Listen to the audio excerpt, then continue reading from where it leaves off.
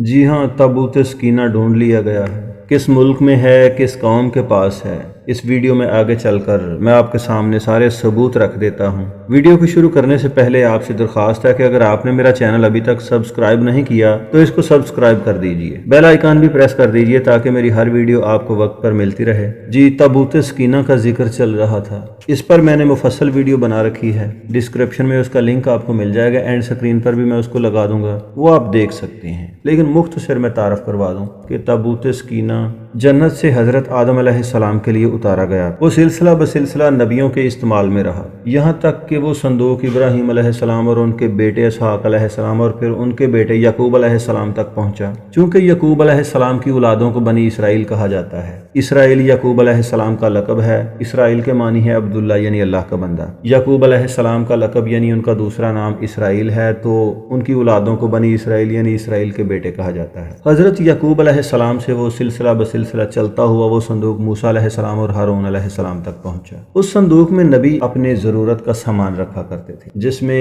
موسیٰ علیہ السلام کا عصا مبارک، من و سلوہ یعنی پکا پکایا وہ کھانا جو بنی اسرائیل کے لیے آسمان سے اترتا تھا، تو رات کے کچھ نسخے، اس طرح کی مقدس چیزیں اس صندوق میں رکھی جاتی تھی۔ پھر وہ صندوق حضرت داؤد علیہ السلام اور پھر ان کے بیٹے حضرت سلیمان علیہ السلام تک پہنچا۔ حضرت سلیمان علیہ السلام نے ایک ہیکل سلیمانی یعنی ایک بہت بڑی عبادت گاہ تعمیر کروائی، اس میں وہ صندوق رکھ دیا۔ اس سے پہلے جو عبادت گاہ تعمیر کی گئی تھی وہ حضرت ابراہیم علیہ السلام اور ان کے بیٹے اسماعیل علیہ السلام نے خانہ کعبہ تعمیر کیا تھا، یعنی دوسری عبادت گاہ جو بنی اسرائیل میں تھی وہ ہیکل سلیمانی ہے، جہاں آج مسجد اقصی ہے۔ حضرت سلیمان علیہ السلام کا زمانہ گزر گیا، اسے تقریباً 550 سال بعد ہیکل سلیمانی کو ایک جنگ میں تباہ کر دیا گیا۔ ہیکل سلیمانی کی دوسری مرتبہ تعمیر کی گئی، اسے پھر سے تباہ کر دیا گیا۔ جو تابوت سکینہ اس ہیکل سلیمانی کے اندر رکھا ہوا تھا اس کا اب کسی کو کچھ پتہ نہیں، یہودی اسے ڈھونڈ رہے ہیں۔ آثار قدیمہ کی کھدائی کے نام پر یہودیوں نے اسے بہت تلاش کیا ہے، یہاں تک کہ وہ مسجد اقصی کو شہید کرنا چاہتے ہیں۔ وہ مسجد اقصی کے نیچے سرنگیں نکال رہے ہیں صرف اس تابوت سکینہ کو نکالنے کے لیے۔ ان کا خیال یہ ہے کہ وہ اب بھی اس تابوت سکینہ کو حاصل کر کے اسے فیوز و برکات حاصل کریں گے۔ اب اس سے وہ کیا حاصل کرتے تھے، اب اس کی طرف آتے ہیں۔ دوسری طرف ایک صندوق وہ جس میں مقدس امانتیں تھیں، جسے تابوت سکینہ کہا جاتا ہے، یعنی وہ سامان جسے دیکھ کر سکون ملتا ہو۔ ایک صندوق کا ذکر آج سے 1000 سال پہلے کی تاریخ تھی ارطغرل غازی کی۔ جن لوگوں نے دیریل ارطغرل سیریز یعنی وہ ترک مشہور ڈرامہ دیکھا ہے ان کو اچھی طرح سے یاد ہوگا کہ پہلے اور دوسرے سیزن میں ایک مقدس صندوق کا ذکر چل رہا تھا۔ ابن عربی جو ارطغرل غازی کے مرشد تھے، شیخ تھے، کہا کرتے تھے کہ اس مقدس صندوق میں مقدس امانتیں ہیں، وقت آنے پر یہ مقدس صندوق جس کی امانت ہے اسے پہنچا دیا جائے گا۔ پھر ایک وقت آیا کہ شیخ ابن العربی نے ارطغرل غازی کو بلایا، اسے وضو کروایا، اس صندوق کو کھولا، اس میں سے ایک قمیض نکلی اور ایک کمر بند تھا۔ وہ قمیض ارطغرل غازی کو پہنائی گئی۔ شیخ ابن العربی نے بتایا کہ یہ مقدس قمیض حضرت خضر علیہ السلام کی ہے۔ اس سلسلہ بسلسلہ ان کے بزرگوں سے ہوتا ہوا صندوق وہ ان کے پاس آ رہا تھا۔ انہوں نے بتایا کہ اب اس کی برکت سے اللہ تعالیٰ تمہیں اور زیادہ فتوحات دے گا۔ تاریخ کے اوراق کو پلٹ کر دیکھا جائے، تابوت سکینہ حضرت موسیٰ علیہ السلام تک پہنچا، اس سے آگے تک یعنی حضرت سلیمان علیہ السلام تک بھی گیا۔ اس کے بعد کا لوگوں کو شاید پتہ نہیں کہ تاریخ اس کی کوئی گواہی نہیں دیتی کہ تابوت سکینہ کہاں ہے، لیکن حضرت خضر علیہ السلام کی قمیض کا اس صندوق میں سے نکلنا، حضرت خضر علیہ السلام کا زمانہ حضرت موسیٰ علیہ السلام کے ساتھ تھا۔ قرآن نے ایک واقعہ خضر و موسیٰ علیہ السلام ان کے درمیان میں جو ملاقات ہوئی اسے بھی بڑے مفصل انداز میں بیان کیا ہے۔ یہاں ایک سوال اٹھ سکتا ہے کہ تابوت سکینہ حضرت محمد صلی اللہ علیہ وسلم کو کیوں نہیں ملا؟ اگر وہ مسلمانوں کے ہاتھ لگ گیا تھا تو پھر انہوں نے اپنے نبی تک کیوں نہ پہنچایا؟ اب چونکہ کوئی نیا نبی نہیں آنے والا، حضرت محمد صلی اللہ علیہ وسلم خاتم النبیین یعنی آخری نبی ہیں۔ اگرچہ تابوت سکینہ بنی اسماعیل یا پھر کسی اور کے پاس تھا جو کہ حضرت عیسیٰ علیہ السلام کے زمانہ سے تقریباً 100 سال قبل گم ہو گیا تھا، یعنی ایک جنگ میں ہیکل سلیمانی کی تباہی کے بعد اس کا کچھ پتہ نہیں، تو پھر یہ صندوق حضرت عیسیٰ علیہ السلام یا پھر آگے چل کر اگرچہ یہ مسلمانوں کے پاس تھا تو پھر حضرت محمد صلی اللہ علیہ وسلم کے زمانہ میں ان کے پاس کیوں نہیں پہنچا؟ اس سوال کا جواب یہ ہے کہ آج سے تقریباً 21 یا 2200 سال قبل تابوت سکینہ گم ہو گیا تھا۔ اس زمانے میں وہ صندوق کس کے پاس تھا، کس کے قبضے میں رہا، یا اللہ تعالیٰ نے اپنی حکمت سے اسے کس جگہ پر محفوظ رکھا؟ اب وہ ارطغرل غازی تک کیسے پہنچا یہ ممکن ہے کہ جن لوگوں کے پاس وہ تابوت سکینہ یعنی وہ صندوق تھا وہ حضرت محمد صلی اللہ علیہ وسلم کے زمانہ کے بعد مسلمان ہوئے ہوں، یا پھر حضرت محمد صلی اللہ علیہ وسلم کے ظاہری زمانہ کے بعد مسلمانوں نے اس صندوق کو کسی نہ کسی طریقے سے، کس جگہ سے، کسی قوم سے حاصل کیا ہو اور وہ اولیاء اللہ سے ہوتا ہوا ارتگل غازی تک پہنچ گیا،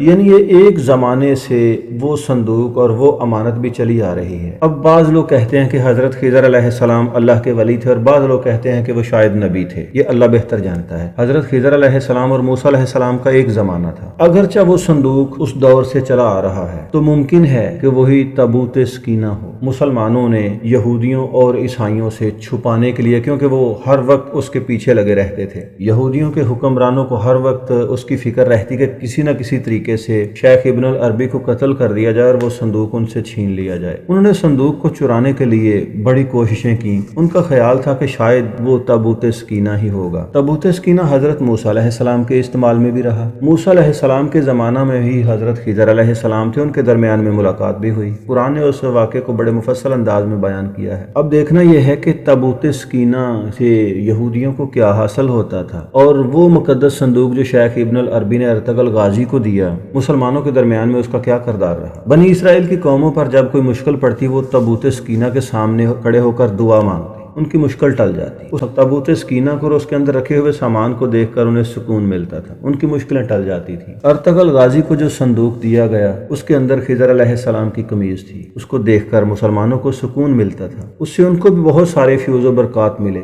یہودیوں کی مشکلات ٹل جاتی، عذاب ٹل جاتے تھے۔ یہودی جب جنگ لڑنے لگتے، بنی اسرائیل والے جب کسی مشکل میں ہوتے، جب کسی عذاب میں، کوئی کسی آفت میں گرفتار ہوتے تو وہ تابوت سکینہ کے سامنے کھڑے ہو کر دعا کرتے، ان سے عذاب ٹل جاتا، مشکلیں ٹل جاتی، ان کی دعائیں قبول ہو جایا کرتی تھیں۔ اگر بنی اسرائیل والے کہیں جنگ کرنے جاتے تو وہ تابوت سکینہ کو سامنے رکھ کر اپنی فوج کو دکھاتے، پھر ان کی فوج اس بہادری سے لڑتی کہ ان کو فتوحات حاصل ہوتی۔ اب ارتگل غازی کو جو صندوق ملا اس میں سے جو قمیض نکلی، ارتگل غازی نے وہ پہنی، پھر اللہ تعالیٰ نے ارتگل غازی کو اور زیادہ فتوحات دیں، اس نے کئی قلعے فتح کیے۔